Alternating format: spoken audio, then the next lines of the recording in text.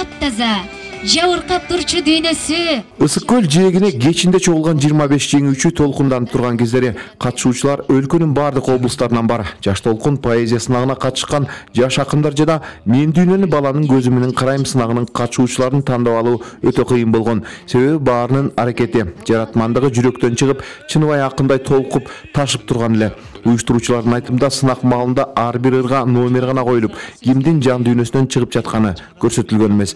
Андыктан ар бир тандалган жеңүүчү чындап калеминин куруштугу, жан дүйнөсүнүн ырга болгон толукушуусу менен анықталды. Китепти окугандан кийин Чыныбай агайдын дүйнөсү, чыныгы дүйнөсү мени адамдыкка дагы тарбиялады, адамдыкка үндөдү.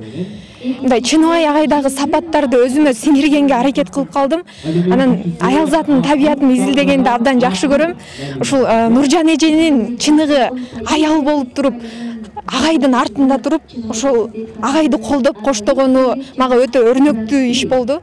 Чындык менен өбүшөм, жалган менен өлүшөм. Ачка жүргөн адамга жалгыз нанын бөлүшөм. Күлүгүмдү минемин, кыйын жолго киремин. Адам болуп жашайын, ушул менин тилегим. Ана мен булдан жыйынтык чыгардым да, ушул китептен таасирленип тазим кылдым. Жылдыздуу жээкке жетем деп Чыныбай Турсунбеков канча кыйынчылыктарды башынан өткөрсө дагы, кандай чөйрөдө жүрсө дагы, кандай адамдардын арасында жүрсө дагы, адамдык сапатын жоготпой, жылдыздуу жээкке чоң адам боюнча жеткенине аябай тазим кылдым. Жаш акындарды, жаш таланттарды тандоодо номинациялар абдан көп болду. Чыгармаларын жиберип, жеңүүчү болгонун поэзия кечесинде уккандар болду. Уюштуруучулардын билдирүүсүндө ар бир акын, чыгармачыл инсан көңүл сыртында калган жок. Акындын жан дүйнөсүн ачыктап, анын оргуштап турган жан дүйнөсүнө кыймыл, ишенич киргизүү негизги максат эле.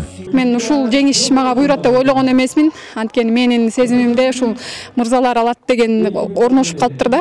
Анан өзгөчө бир өзүмө адамдык, инсандык баалуу сапаттарды жана ушул поэзия дүйнөсүндөгү өзгөчө табылгаларды, инсандык бир жөнөкөйлүктү, анан ошончолук бийик деңгээлге жеткен бир жакшы инсандын өмүр жолунан бир өрнөк алдым. Бул эң негизги бул поэзия майрамы. Ушу поэзия майрамда мынакей биздин жаш эл акындарыбыз эмес, кыргыз эл акындары келип өздөрүнүн ырларын окуп берип атат.